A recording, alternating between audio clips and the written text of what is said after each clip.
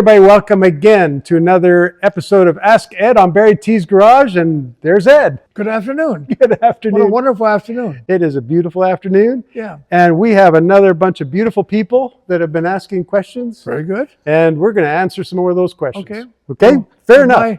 My opinion. That's what they're looking for. That's right. I hope it's good.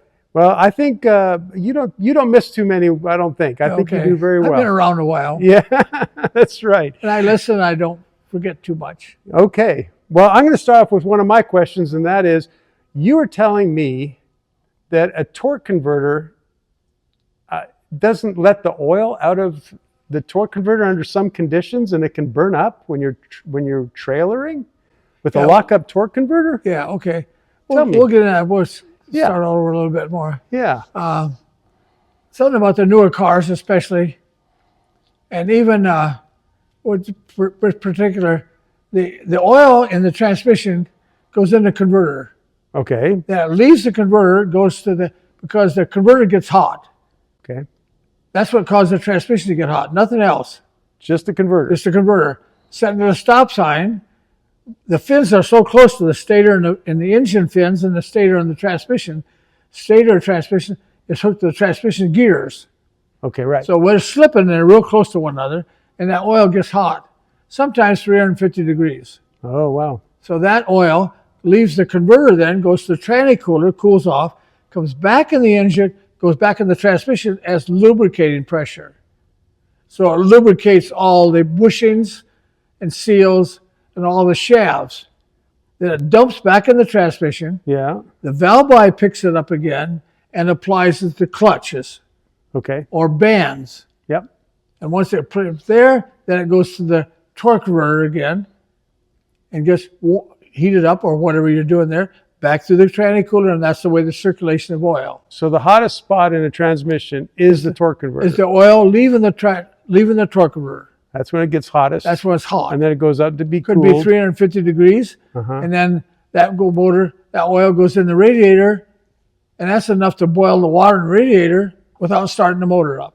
Wow. So we have some people now that are street rods, they say they're setting the stop sign in gear, then the engine temperature goes up, the water, because there's transmission oil in there. Yep. That makes the engine temperature get rise while setting the stop sign for maybe a minute or two or something, whatever they set there. Or a stoplight. As soon as they take down the street again, it cools right off. Or engine water cools off. Right, so they're looking at the temperature gauge, and they're thinking, why is my engine getting so hot? But it's actually the transmission. Temperature is so hot because it's the transmission oil heating it up. Because the modern radiators will share the same radiator has the coolant. The coolant, yes. For the transmission too.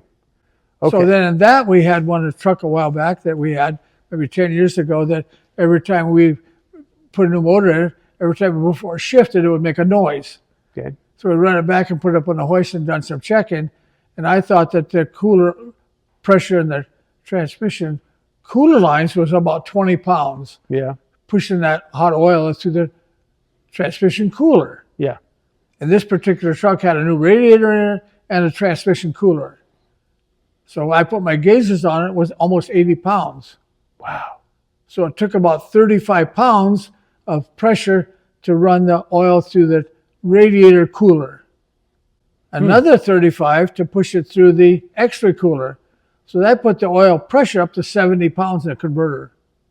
Oh, wow. And that ballooned the converter. So that converter is a hydraulic drum in front of the transmission. So it forced the crankshaft forward. Wow. And would take out the rear main bearing. We had a guy a while back, maybe 15 years ago, that brought a Ford truck here from Minnesota. And he'd sent some camshafts and stuff to the motor. Yeah. And it soon took the thrust bearing right out of the motor. They fixed it under warranty, brought it to Phoenix here, brought it to us because the main bearing was out of the motor again, the thrust bearing. So I done some checking, and I called my friends at Hughes Converter, and they said Ford made a converter that was real thin. Okay. It would flex. So that was called balloon the converter. So Hughes made a converter that was twice as thick. Okay. And the front of the converter, so it wouldn't do that anymore. Oh. So we did put that converter in and fixed it. Okay. So now we'll go back to this towing. Yeah. So now that converter is a hydraulic drum, could have 70 pounds in it. That's enough to apply a transmission clutch. So a transmission clutch is a disc and steels all packed up. So if they put that in the converter, that's called a lockup converter. There's no gears in there. There's no planetaries. So it's a half a shift. With that, you're going down the road, maybe above whatever the transmission computer is, maybe at 55 miles an hour, you feel your motor make a half shift, only drops about 500 RPMs. Yeah. Instead of 12 or 1300 with every gear shift. Yeah, right. And they have a switch in the transmission that stops the oil from returning on that converter. Okay, so when the converter is locked up, there's no oil flow. There's no oil flow. It don't go through the tranny cooler. Okay. So if you tow something, it says right in the instructions, do not tow in fourth gear or high gear, Yeah. whatever it happens to be. That oil stays in the converter actually 300 or 400 degrees and burns the whole transmission up. Okay. Takes the seals out of it, front pump seal, front pump bushing, and you'll burn your transmission up right there if you tow in high gear with lockup. Okay. That explains why, because it's happened to me. Yes. And I didn't know what was going on. I just thought, well, I just didn't bother to think about it. Yeah. And several years ago that we went to promote a swap meet, pulling a small trailer, enclosed trailer. And that Suburban was almost brand new. And we were towing it over there maybe 60, 70 miles an hour in fourth gear. We didn't know that either. And ruined the whole transmission. wow. The time we didn't get back home, we had it towed back here from maybe a couple hundred miles out of town here, Phoenix. Yeah. It towed back to the shop, and we took it down to Chevrolet. And they said the transmission was so burned up, they couldn't fix it. They couldn't rebuild it. They couldn't rebuild it, so they got a new one. It took us a couple months to get a new transmission. Wow. The Suburban was brand new then. Right. And we didn't know that. There you go. Hard lesson. Yeah. Yeah. Can be very expensive. I didn't have a warranty. I hope that's not too long of an explanation Well, why the oil gets so hot in the transmission in the converter. Yeah. Yeah. And when you don't have it under warranty, like in my case, I just had to pay for new transmission. Race cars have 3,000 stall speed, and some of our race cars are 4,000 stall speed. And that converter is just red hot. I'll bet. On a drag car with that much stall speed, like a dragster or stuff like that, Right. Because building all that friction. Yeah, all that friction, Huh. yeah. Okay. Okay, good, thanks. Good. Okay, so now we're going to go. You mentioned racing just now. That's perfect because a viewer's friend just said his friend races super stock and ditched the oil ring in his motor to cut down drag and running just the top ring. What's your opinion of that setup? He does not run an oil ring? Yeah. Could be. I don't know. Again, that's new stuff, technology. Yeah. Technology. I know the rings. We have some pistons over here. The top rings are so thin. And the second ring and the oil ring. And we know that some of the rings used to be flat-sided. Yeah. And now they have some that are rounded that run up and down the cylinder wall and will seal just as well as the flat-sided. Is that right? The scraping ring. But that, we're going to leave that up to Total Seal. Yeah. Okay. We'll put that on the list for them. We'll put that on the list to call Okay. our friends at Total Seal and get a good answer for that. Very good. I never heard of anybody running it without the oil an scrape. oil ring, but that's new technology. Good question. Okay, the next question is from Jeffrey. He said, did Ed ever hear the story about an actual tarantula coming out from underneath an Edelbrock tarantula intake manifold at the Tucson drag strip? There's a story out there, and I think it was published. And he had the hood up, and he's warming up the engine. That spider crawled out from under the intake. You ever hear that story? No, I've never heard that story. Nice and warm in there, maybe. I don't know if the tarantula like nice and warm. I think they do. Yeah. I think they come out in the summertime. Yep. Wintertime, they don't come out. So that's right. They go hibernate someplace under somebody's intake manifold. They stay in there all winter. Yeah. And come out in the summertime. Yeah, that's a good story. Aaron is asking if you build an engine for 87 octane, regular gas, is it beneficial or hurtful, or does it matter if I run 93 octane premium? That's better for it. Okay. Sure it is. Of course it. What's better about it? Well, it won't ping as much, knock. Okay. It burns cleaner. Okay. Much cleaner than the 87. Okay. And it gives you a little bit more power. Sure, absolutely. Okay. Or we run 104 or something. We got some people here down that have that motors, and They have a hangar out the airport, and they get airplane fuel all the time. Yeah. Runs much better. It's not going to hurt it, that's Not for going sure. to hurt anything. Okay. Absolutely not. Richard is asking, I heard a guy say that he built a 377 Chevy using a 305 block. Are you familiar with this? And if so, what do you think about this compared to using a 350 and a 400 instead? I've never seen anybody bore a 305 out that much. Okay. That took 305s. I think it's the same thing. That's no problem. Whatever you have. Mm-hmm. But I don't think I would be favored in that. People, rebuilders here in town, that took a 305 and bored them out to standard 350 Okay. and sold them that way. Mm-hmm. But you could never bore it out again. Right. It was a 305. So it was actually like we used to take the 283s and bore them out to 4-inch. Okay. We made 301s then. I see. 301 Chevy motor. That's in the 55, 6, and 7 Chevys. Right. I've got a 305 or a 301 Chevy. That's 283 bored out. You may go through all 4 cylinders on one side too, right through the cylinder wall. If you had to pick a good motor now, check the motor around the front cam bearing. You're always Make very sure it's fussy. centered. You're fussy about that block before you I'm start. fussy about the blocks I pick out. Yeah. Yeah. We really are. Yeah. That's But I think you could do that, but it'd be a real thin wall, 377, which thin wall now, we'll go back to that a little bit, it would dissipate the heat in the cylinder walls, and that heat will go transfer into the water jacket easily because it's thinner. So there's some advantage to a thinner cylinder wall. Yes, if you could cool that water, if you had a big enough radiator to cool that water, because definitely water is going to be hotter in that thin wall things, but the temperature in the engine's piston's going to be lower.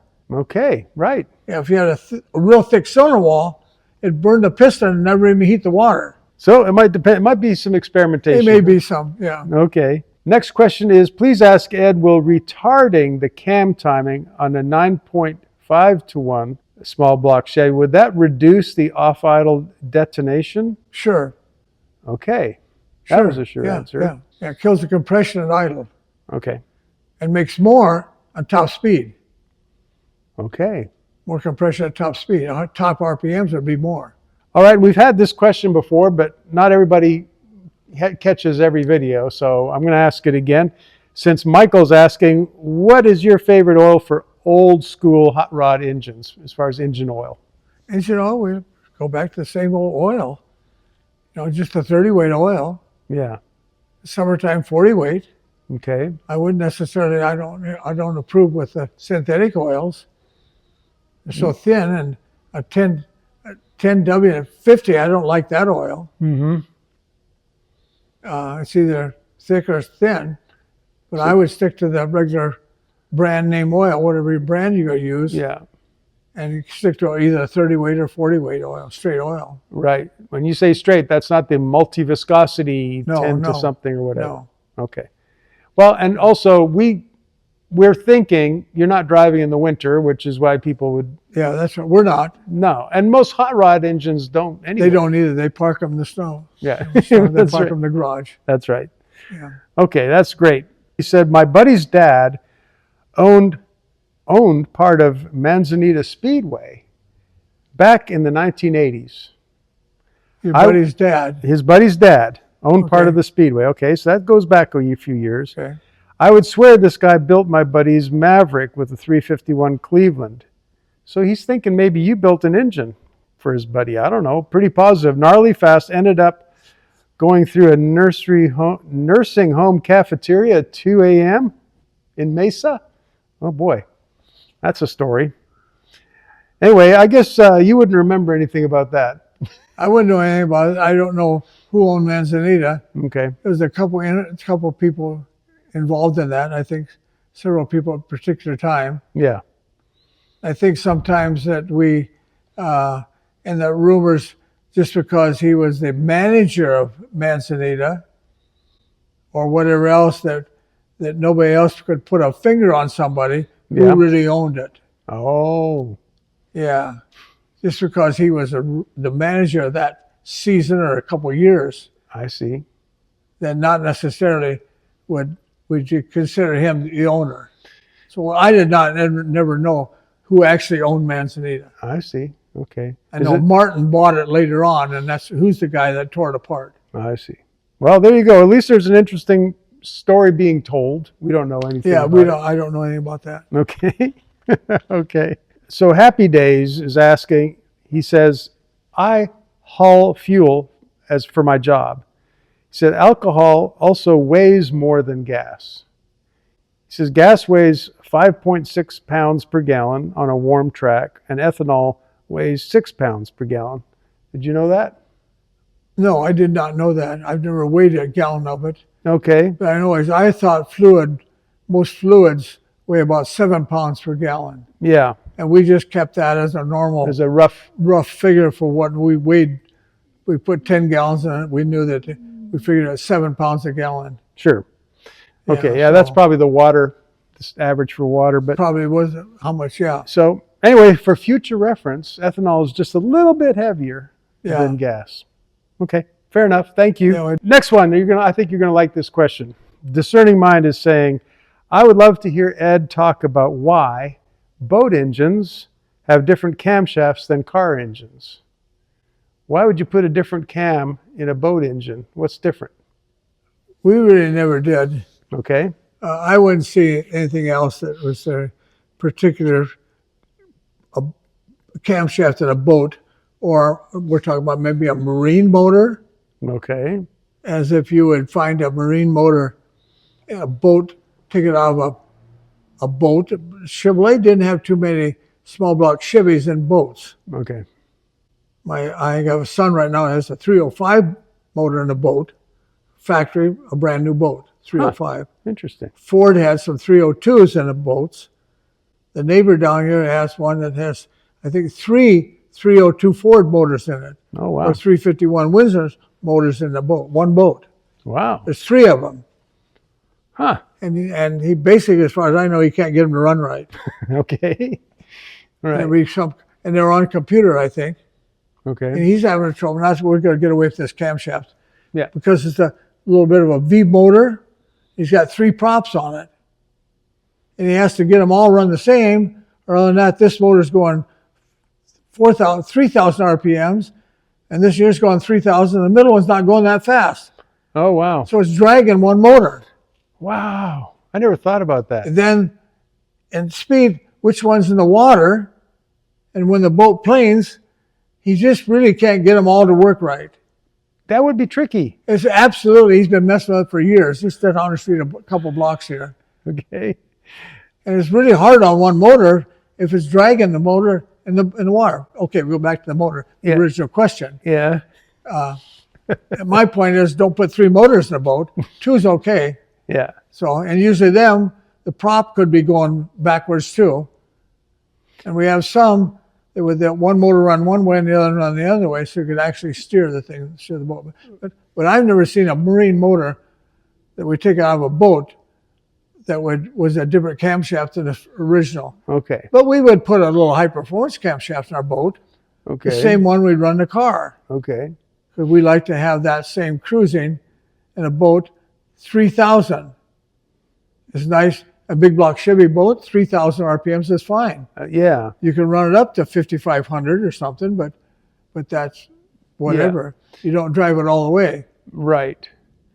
So I wouldn't choose a camshaft over a marine cam over an automotive camshaft, and any kind of automotive motor we would put in a boat. Okay. Yeah. So that's okay. Yeah. Fair enough. It's the same way with boats. It's kind of weird. Some people ask us, what kind of warranty on a boat? Well, that would be the same thing as you put the Chevelle, 4-speed Chevelle, and put a big motor in it and put it in low gear and head for Flagstaff. Right. That's not You might get a mile up the road. Yeah. Because the boats, they always take them on the river and see how fast it goes. And then when they find out how fast it goes, they go back and run them at 2,500 RPMs all day long. Right. Skiing and whatever they're doing. Sure. So it's kind of a different story. Yeah, but the duty of a boat can sometimes be a little different, I guess, than a car. Yes. All right, so here our friend Jeremy is saying he's imagining a great setup, okay? So sometimes this is about how we're setting up something. Sure. He's wondering what you think of a 500 Cadillac. We've talked a little about that. With a chrome crankshaft. We've talked about that. Yeah. A good quadrajet. And wouldn't that be a bad motor at 5,000 RPM? So I don't think you get it to 5,000. Uh-huh. You need some camshafts and maybe some bigger valves. All right. And a good set of headers. But that's a lot of weight. Piston, crankshaft, and rod weight to go 5,000 RPMs. Yeah, you mentioned that you like the Cadillac. I think you're going to have 2 carburetors on there, more than a quadrajet. Okay. Because you've mentioned the Cadillac was a great towing motor for your trucks that were towing. That's right, low end RPM, low RPM. Low RPMs, yeah. And making a lot of power at low to mid, right? Yeah, right. Okay. All right. So Ed's just on a little bit different page than you, but still sounds like a great great idea. Maybe just less RPM. Yeah, you got to spend some money to get it to go 5,000 RPMs. Okay. Yeah. It goes back to that. How much money do you want to spend? How much money you want to spend? Yeah. Okay, good. How heavy the car is too, or whatever you're putting it in. So this is kind of the opposite of good free-flowing headers, but someone named Ray is asking, why did some old schoolers actually dent their exhaust to get a low pressure back wave in their exhaust pipes to increase pressure? Did you ever do that on purpose? Put a squeeze on the exhaust pipes? No. Doesn't look like it. The look on your face was answering the question. I have no idea why. Okay. There's no reason to do that at all. All right. Yeah, so you can't think of any reason to do that. There's some things that you could do, not in the pipe, in the collector. Okay. There's a whole different, and the 4 pipes in the header is one thing. I think that's what he's talking about. The collector now, there's a whole new mechanism in the collector. Okay, it's a different thing going on there. Different thing from the end of the pipes inside the collector. Okay. So now you can run the center pipes in there and have a long skinny cone this long in the collector. And all concave the other way. So it separates those 4 pipes in the collector. Really? Okay. So it's down, you put that on the end, in the center of 4 pipes and make it this long, like a spear. Okay. And put the collector pipe over it. Huh. Then I had one guy that had a tin about this long. He had it full of holes. And let's say the tin was 3 inches by a piece of metal, 3 inches by 8 inches. And he had it full of holes. He also had another one just like it, and he put them in this way. Okay. So he had those 2 pieces of tin with holes in them, and had them up in the collector. What would you do? And the car went about 3 miles an hour faster. Really? And that was an old friend of mine, Hayden Prophet. Oh. I went to a shop one time in California. This is many years ago. Yeah. When he had a couple factory-sponsored cars. And we were talking to him, and he said he went out to the races. And somebody came up with this set of headers in the pits and says, you want to try these? He says, no. Right. He said he'd already made a couple things that maybe 1180s or something like this. And the kid says, these headers will make it go faster than anything else. Faster than anything else. He said, no, he won't. He argued with the guy. He says, if you put them on, you can put them on if you want to. So the kid put them on his car in the pits. So he says, I'll tell you the results. If you go back and look at my car right now, they're on there.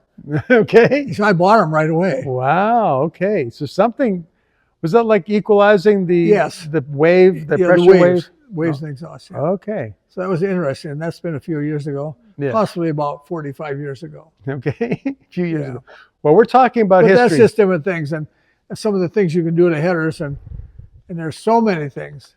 But that'll do the same thing on the headers a little bit. Keep that, is the pipe is small here for a certain distance, and it gets bigger for a certain distance, and then bigger yet for a certain, and then the size and the length of the collector. Yeah. More than putting a dimple in it for some reason. Right. If your compression ratio is 10.5 to 1, you multiply times 14.7 equals 154. So I guess he's saying 154 pounds compression when you're doing a compression test for starting. Never heard of that. Never at done all. any of that. No, I've never heard of that. But Someone, you better try it. Whatever his results are, try anything. It's like our Chevrolet motors are usually 120, okay. 150s, and then some of the factory cars like the Pontiac, 389 Pontiacs, and some of those were 180 pounds. Okay. And 180 pounds had a lot of low-end power. Right. That big old heavy car was a set of tires. You spin the wheels and the thing. That's that low-end power. So the concept, Much more torque. yeah. Yeah. But so the concept you're saying, I think the old Model T had like a 6-to-1 compression ratio, and you could start it with probably 80 pounds cylinder pressure or something. That's right. Yeah, you go crank it by hand. Yeah. So the general idea that we're talking about, we're in agreement about that. Yeah. A lower compression ratio. It's easier to start at low pressure. Sure. Yeah. Okay. Absolutely. Okay. So Lee, we don't know A the little harder to numbers. start a car that's got 180 pounds compression than Right. one with 120 pounds. Sure. Absolutely. Yeah. You need a better starter. That's why they made some of those starters. The Chevrolet starters were longer than the other ones. Right. Heavy duties, yeah, for Right. that cars, yeah, sure. Yeah. So Lee, we didn't know those numbers, but Yeah, we didn't know it the seems numbers, like but the that could concept be is right. Perfectly fine. Yeah. Okay, cool. Yeah. Next question is from Wayne. Okay, this is getting pretty detailed on Holley carburetors, and not everybody's into the Holley carburetors, and I think it'd be because if you really don't know what you're doing, you're going to be in a lot of trouble with Don't those. get into tinkeritis like that guy at the Robert King. Robert King at the dyno shop. Yeah. Yeah, he mentioned that. I have a newer way of tuning a Holley primary side using wideband air-fuel ratio display, bringing RPM to 1700, unloaded and steady, 14.7 to 1 is where you want to be. Yeah. Change the idle feed restrictions to get there, and then take it to 3800, and again look for 14.7 to 1. Change the primary main jets to get to that. Absolutely fine. Good. So far, you're with them. Good point. Yeah. Okay, with both set from idle, crack the primary throttle hard. If it backfires through the carb, go up a size on the primary. You could do that or bump the timing up a little. Okay. Okay. But he's trying to just work it with I know the carburetor. I know. Okay. And then on the primary accelerator I pump. can't see a car backfiring at that many RPMs and nailing the throttle and it backfire. Yeah, that'd be pretty interesting. I think that would be, he has some major problems. Okay. You might want to check your timing on that case, right? Yeah, right. Yeah. Okay. But anyways, we're with you though. That's pretty cool. Anyway, he says this gives you incredible off-idle throttle response. So much you might need to get wider back tires, he says. So Yeah. Could be absolutely fine. okay. Somebody messes around with the carburetor like that and he knows what he's doing, that's good. Okay. Yeah, but not everybody should start doing that. Yeah. With a screwdriver and a pair of pliers, yeah. Yeah. So, okay. So the other thing about idle circuits, they say, idle circuit usually don't do anything above about 800 RPMs. okay. The throttle valve is above that little crack. It has nothing to do with it, above 800 or 800 or 900 RPMs. That's idle adjustment. After that, that circuit's got nothing to do with anything. Okay. So he knows that. Yeah. Okay. Yeah, he's probably on the right track. Yeah. Okay. Wayne, thank you. Kind of technical, but that's what we need here. Yeah, So that's probably good. a good idea. Yeah. Yeah. Okay. So now someone named Anne-Marie says, get Ed to talk about the cams used in short track. Balls to the wall 4 seconds, and the sound of the cam is nasty in a street car. How about the use of a LaSalle transmission for drag racing? LaSalle transmission was good in 1955. Okay. Yeah. And they had some 52 Oldsmobile with a LaSalle transmission. Really? What? Now, where's the It word? was just a strong transmission. That's all it was. Where does LaSalle come from? Cadillac LaSalle. Okay. Right. So Cadillac LaSalle transmission, Cadillac, in some of the old cars, a stick shift. Right. Transmission was about this long, about 3 or 4 feet long, and was real heavy inside. Okay. And that was Twice as heavy as a Ford flathead transmission, strength-wise. Stronger. Twice as strong as a Ford flathead transmission. really So that's why they used them. okay. And it And wasn't you an took automatic. Oldsmobile transmission, like a 52 Oldsmobile, 55 Oldsmobile stick shift 3-speed, Okay. was a stupid little transmission. I don't see how they took it apart or put it back together again. And you slid that out and put this LaSalle transmission in there. Oh. It had a side shift and it had a top shift. So a stick shift come on the floor with this LaSalle transmission.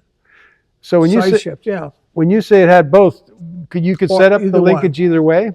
No, either one. Okay. Yeah.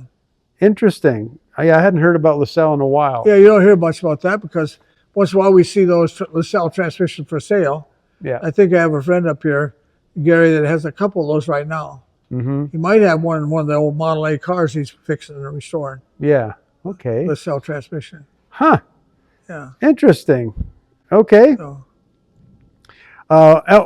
Let's go back to the beginning of the question, and that was when you're thinking about a short track race car.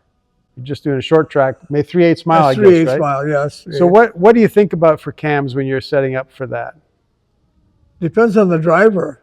Okay. Again, we're in that same thing there, that whatever cubic inches, and a big cubic inch motor is not good for that short track. And we're talking our open wheel car, Yeah. like not a Chevelle or something, Right. or Oldsmobile or something. Then we would put a heavy camshaft in it that would run all day long at 6,000, 6,500. Yeah. We don't want to go any more than that because it's senseless, because you don't have that much time going down the straightaway, very low straightaway. Right. It's mostly circle. Yeah, right. So basically, up here in one of the tracks up north in Arizona here, there's no straightaway. Okay. The car's sideways all around the track. So that's a really difficult track to race at. Uh-huh. So the camshaft would be something that would wind $6,000 all the whole time. Okay. Yeah. So you want to be right at 6 when you're maxed out on the track. Yeah, right. Yeah. And what about the timing in the cam to get there? Is that just a matter of advancing, or is that what you do with the ignition only? Well, that's ignition. That's got something else Yeah. to do with it. Okay. It depends on the fuel you're using. Sure. It's gasoline or alcohol, whichever one you're racing in the car. Okay. Gasoline, you maybe run 32 or 33 degrees. Okay. Of time in total advance. Yeah. And you wouldn't run a vacuum advance at all. Okay. Next question, and it's from Eddie Richardson. What's your opinion of the Dodge 360 engine? Do you remember the That's Dodge? my favorite. You like it? Oh, yeah, yeah.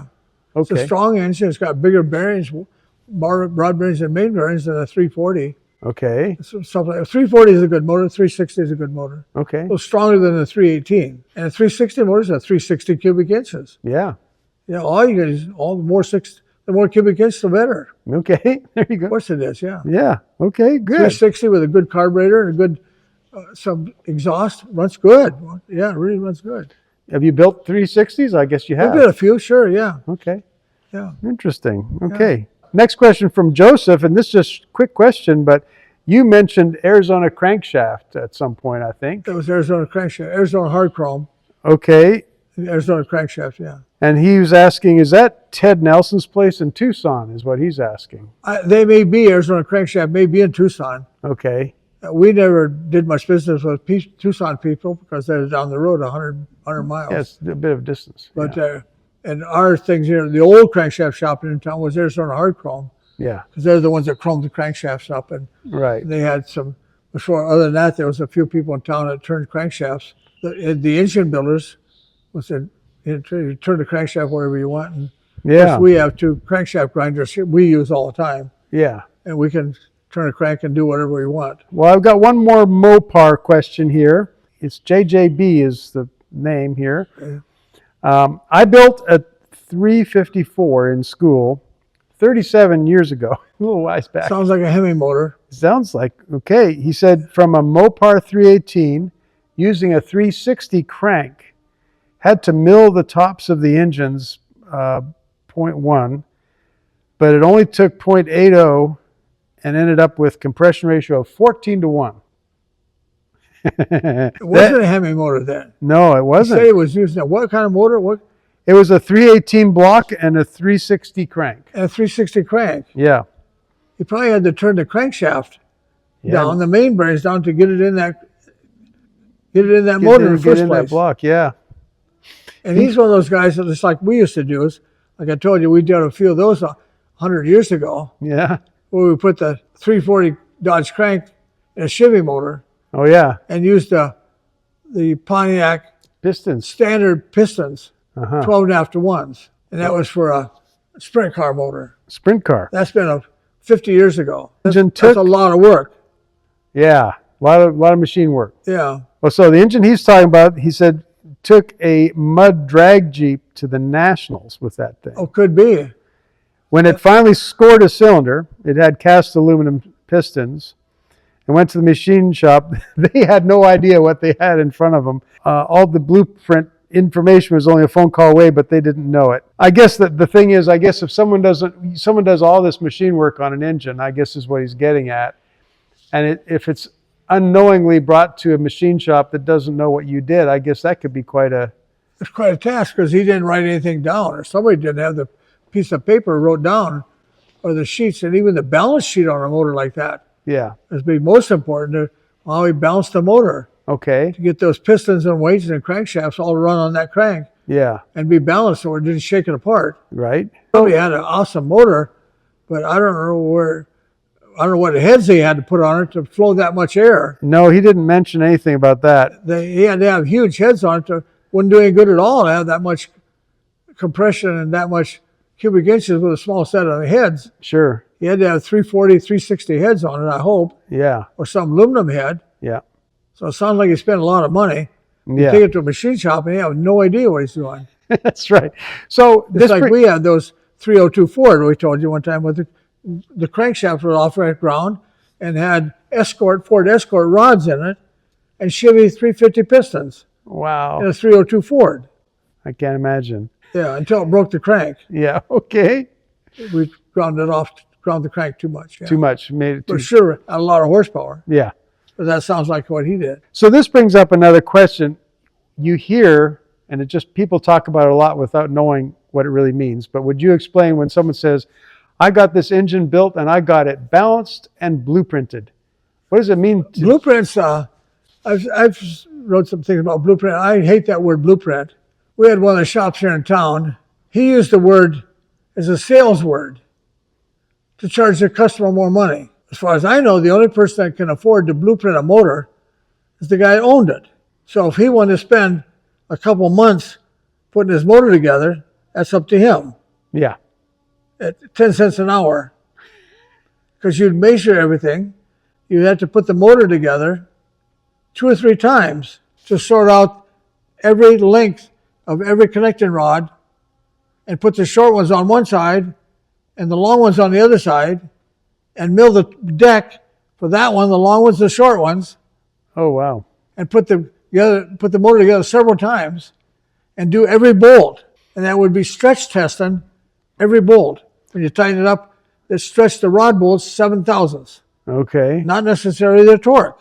And they start doing the cylinder heads, grinding on them, porting them out, the valve pockets, grinding the valves, 30, 64, how many angles he cut on that valve each time. Yep. Spent a couple months.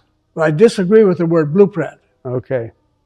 And I seen a guy with a blueprint, the Klein engines in town years ago. Yep. 20 years ago, was down by the airport, and he made some sprint car motors, and they won a lot of races. Uh-huh. And he would actually give you a sheet, and he had all those bolt stretch numbers on there. Oh, wow. Well, every rod bolt, how much they stretched, and every main bearing bolt, and all the head bolts. That was just a bolt stretch, not anything else. Right. But I hate to, I don't disagree. I don't hate it, but I disagree with the word blueprint because it usually is something that charged the guy a couple, $500 or $600 and didn't mean nothing. Now, the balancing, on the other hand, that's important. That's a totally different thing, yeah. Yeah. Okay. Yeah, balancing, you better balance the motor. Yeah. And you got a sheet out that tells you exactly what it weighs. Okay, and as long as, this is the last question, but we wandered into it. Can you explain the difference between internally versus externally balanced? Well, they have weights on the crankshaft, weights on the harmonic balancer, Okay. and weights on the flywheel, Okay. counterweights. And so some of these crankshafts we have here, like that one I'm saying, with all the big counterweights on it, Yep. but you don't need those weights on the flywheel and on the harmonic balancer. Okay. They'd be internally balanced. And so then the weights on these expensive crankshafts we have, like that one sitting over here, with the big weights in it, keeps that crankshaft from wobbling in the middle because it has the weights there. So it's really important to have it. But for a street car, internally and externally balanced is all the same. It's okay. Oh, I see. Yeah, just don't be trying to drive an externally balanced motor. I wouldn't agree with that. And trying to drive at 8,000 RPMs. Okay, so it comes down to, you want it internally balanced if you're going to be racing or very high RPM. Yes, that's right. But if you're cruising around, Just cruise around, externally balanced, that's fine. I see. We externally balance them all the time. Right. Okay. That's what we do several all the time. All the time we do. But I've also seen you guys internally balanced. Internally balanced, too, absolutely. Yeah. Okay. Some of our stroker motors, we have some 455 Pontiacs, and some of those are stroker kits in them and stuff, and we internally balance all those. Very good. Good question. Yeah. Okay. Well, that's going to wrap up this episode. Okay, good. Very good. Okay. Thank you for joining us, everybody, and thank you. We had good questions today. Thank all of you. They were good, solid questions. Yeah. Hope we answered them good, and everybody learn a little bit about it, something like that. Yeah. And Ed, thank you for taking the time. Okay, good. And we'll check in again soon. Okay. Okay. Very good. Thanks again. All right. Goodbye, everybody. Hey, thank you guys for supporting the channel. And I know you all love Ed Smith a lot, and he is a character and a great guy. So now we have some hats, shirts, jackets, hoodies available. EdSmithSpeed.shop.